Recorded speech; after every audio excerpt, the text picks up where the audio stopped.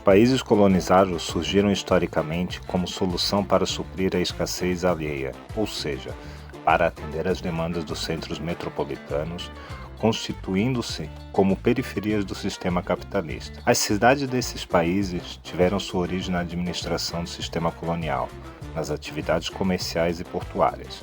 Esse é o caso da formação histórica de muitas cidades brasileiras. A urbanização dos países considerados subdesenvolvidos, por sua vez, ocorreu sobre um contexto de crescimento demográfico significativo, migração intensa entre campo e cidade e influência da colonização.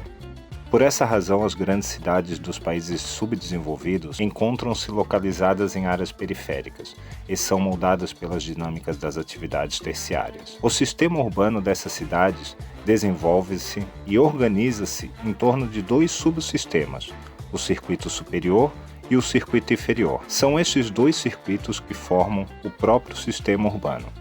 A teoria dos dois circuitos surge para explicar a urbanização nos países periféricos. A teoria objetiva revelar a natureza singular da urbanização nos países periféricos e fornecer uma abordagem analítica sobre o funcionamento das cidades. Em especial, a teoria aponta para as atividades que são estabelecidas visando a geração de trabalho e renda para as populações que não são incorporadas pelos circuitos produtivos modernizados tecnologicamente. Conforme Milton Santos, a existência de uma massa de pessoas com salários muito baixos ou vivendo de atividades ocasionais, ao lado de uma minoria com rendas muito elevadas, cria na sociedade urbana uma divisão entre aqueles que podem ter acesso de maneira permanente aos bens e serviços oferecidos e aqueles que, tendo as mesmas necessidades, não têm condições de satisfazê-las. Isso cria ao mesmo tempo diferenças quantitativas e qualitativas no consumo. Essas diferenças são causas e efeitos da existência, ou seja, da criação ou manutenção nessas cidades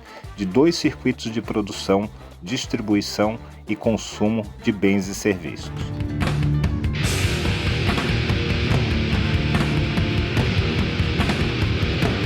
A cidade se configura a partir de complexas divisões sociais e territoriais do trabalho, superpostas ou de uma rede diversificada de agentes que, distribuídos no meio construído, produzem e consomem a partir de lógicas distintas, porém interdependentes. Assim, a cidade se configura como um vasto mercado, formado por diversos circuitos de produção e consumo. É também uma materialização da realidade dialética e dissociável entre o circuito superior e o circuito inferior, cujas localizações e tarefas se diferenciam em termos de capital, tecnologia e organização. Em outras palavras, não há como compreender a constituição do espaço urbano sem sua relação com a formação socioespacial, nem a constituição do meio construído sem a relação entre as forças produtivas e o consumo.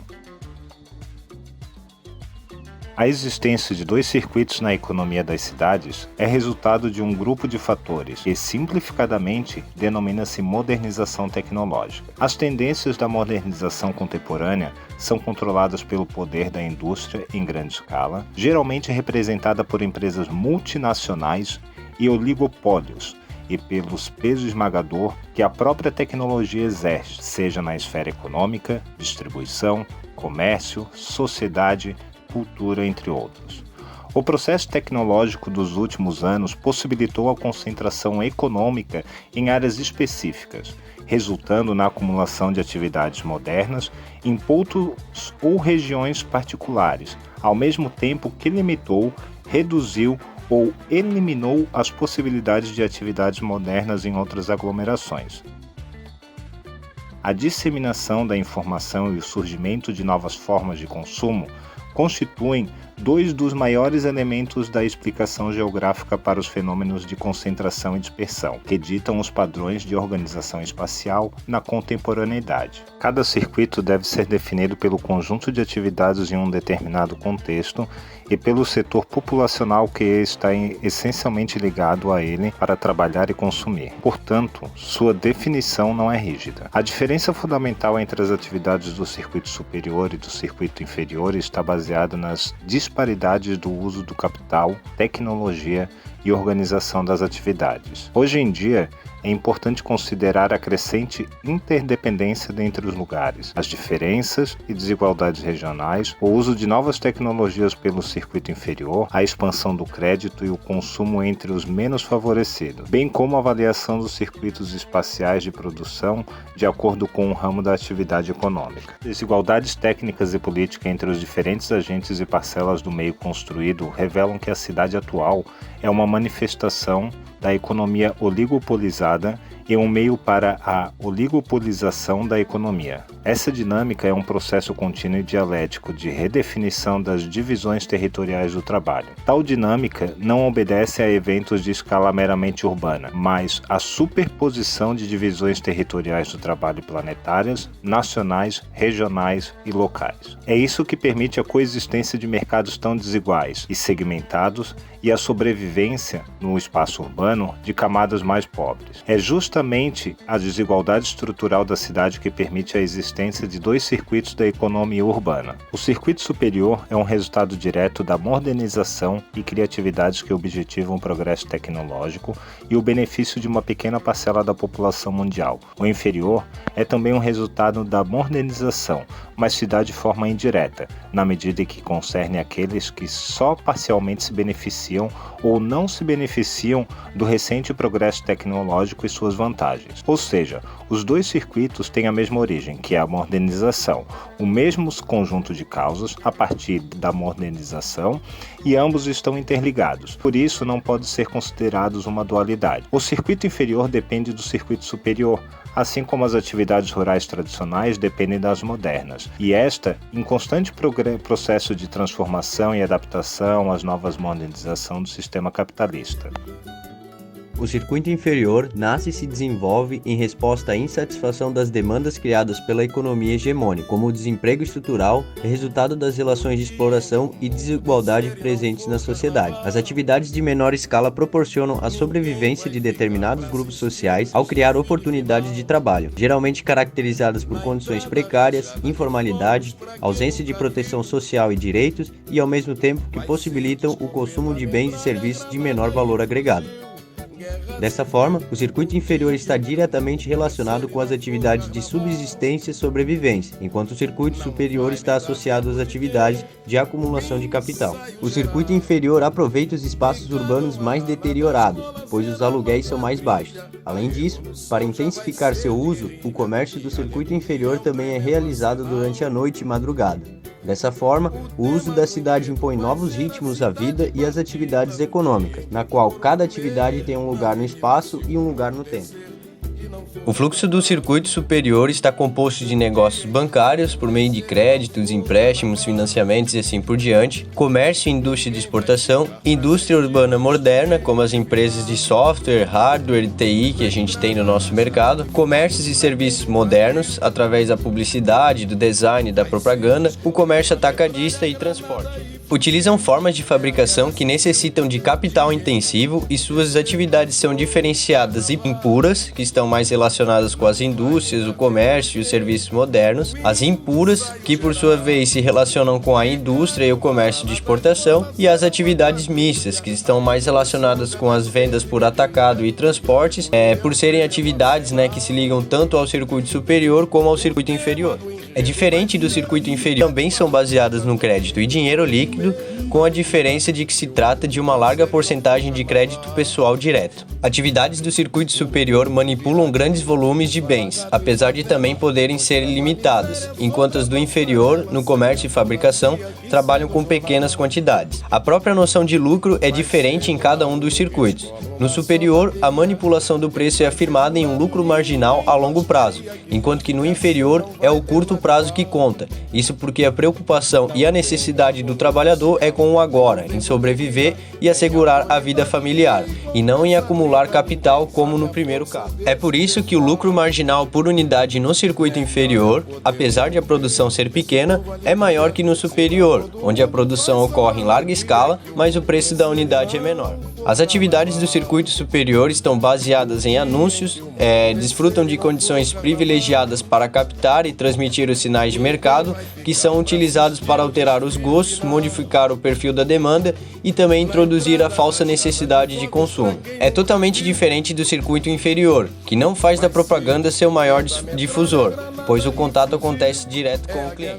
Atividades do circuito superior têm altos custos fixos, enquanto as do inferior quase não têm custos fixos. No superior, a reutilização de bens de consumo duráveis quase não existe, enquanto no inferior se constitui em uma das bases das atividades. O circuito superior emprega números significativos de estrangeiros, enquanto no inferior os empregos são destinados aos nativos. É um fenômeno que pode ser explicado aí basicamente, pela profissionalização e especialização dessas pessoas, como por exemplo acontece no Vale do Silício, onde essas empresas americanas buscam geralmente a sua mão de obra em outros locais, como a China, a Índia e assim por diante, que são terras aí de admiráveis programadores, engenheiros, matemáticos. O circuito inferior encontra os elementos e sua articulação na cidade e sua região, enquanto o superior comumente procura essa articulação fora da cidade e sua região. De fato, conseguimos perceber que existem características que demonstram um certo grau de oposição entre os dois circuitos, mas também estão interligados por uma lógica interna, ou seja, por mais que tenham características,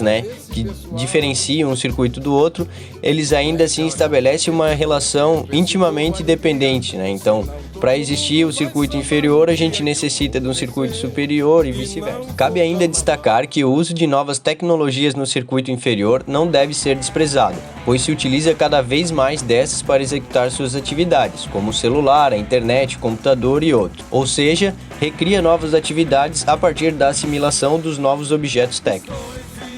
O padrão de consumo da classe média muitas vezes pode ser relacionado tão frequentemente com as categorias das classes prósperas quanto as menos favorecidas. O mesmo acontece com algumas atividades, que mesmo possuindo característica de um dos circuitos, podem participar também das do outro. A disponibilidade ou não de determinados tipos de atividades dependerá das circunstâncias históricas do desenvolvimento urbano específico de cada cidade, o que significa que nem todas as cidades do terceiro mundo dispõem de todas as atividades do circuito superior, e as próprias atividades do circuito inferior vão se diferenciar de cidade para cidade. A afirmação de que o padrão de consumo da classe média está frequentemente relacionado tanto com as categorias das classes prósperas quanto com as menos favorecidas, levanta questões importantes sobre a desigualdade e a distribuição de recursos em uma sociedade desigual. Embora essa observação possa indicar uma certa permeabilidade entre as classes sociais, também pode ser interpretada como um reflexo da concentração de riqueza e poder na mão de poucas pessoas. Nas cidades dos então chamados países subdesenvolvidos, observamos uma deterioração do mercado de trabalho, resultando em uma alta porcentagem de pessoas sem emprego ou renda permanente. Mesmo aqueles que conseguem emprego, muitas vezes enfrentam condições precárias e salários insuficientes, e precisam usar da criatividade e força de trabalho para melhorar suas condições de vida. Essa situação é um reflexo das próprias atividades modernas que demandam poucas pessoas em relação ao volume e o valor da produção. Embora isso possa resultar em uma redução do desemprego, a pobreza continua aumentando. Esse fenômeno pode ser explicado pela própria estrutura fundiária das cidades, o ambiente construído, a socialização capitalista dos bens públicos, juntamente com a dependência tecnológica e organizacional das atividades produtivas, que se aprofundaram ainda mais com a globalização. A desigual implantação dos sistemas técnicos e produtivos, juntamente com o poder desigual na promoção de políticas públicas, cria territórios e lugares marcados pela desigualdade. Essas disparidades territoriais acabam condicionando e ampliando a pobreza, criando uma dinâmica em que determinados grupos e áreas geográficas enfrentam maiores desafios socioeconômicos. A disparidade na capacidade de acumular e concentrar capital cria uma distinção nas capacidades de consumo entre os diferentes grupos sociais, que se manifestam no próprio ato de se alimentar. Indivíduos de baixa renda estão constantemente em busca de preços mais acessíveis e proporcionais à sua condição financeira, como os restaurantes populares. Por outro lado, aqueles que desfrutam de uma certa ascensão social não se preocupam tanto com os valores cobrados e dirigem sua atenção para a qualidade e ou segurança dos alimentos que consomem. É por isso que esses grupos sociais procuram restaurantes com maior prestígio social, mais privilégios, uma estrutura mais bonita, qualidades e assim por diante, como por exemplo o Atalib. Dessa forma, surgem diferentes tipos de mercados alimentares em resposta às necessidades humanas de se alimentar, levando em consideração tanto as restrições financeiras como as preferências e exigências de cada grupo social. Essa dinâmica demonstra como a desigualdade social influencia diretamente as escolhas e possibilidades de consumo, criando distintas experiências gastronômicas e mercados específicos para cada segmento social. A teoria dos dois circuitos da economia urbana apresenta elevado potencial explicativo da urbanização dos países periféricos na atualidade. A pobreza urbana surge da dialética de dois subsistemas, superior e inferior. Na escala macroespacial, existe uma tendência à concentração de atividades produtivas modernas nacionais em um ponto em uma dada zona do país, enquanto uma hierarquia se torna mais evidente entre as cidades do sistema urbano nacional, segundo a importância de seu circuito superior. É este fenômeno que nos permite conhecer e experienciar espaços ricos e modernizados e espaços pobres e opacos. Quanto ao circuito inferior, sua principal importância é o resultado combinado do dinamismo das migrações rural-urbanas, do ritmo do processo de urbanização e da organização da produção.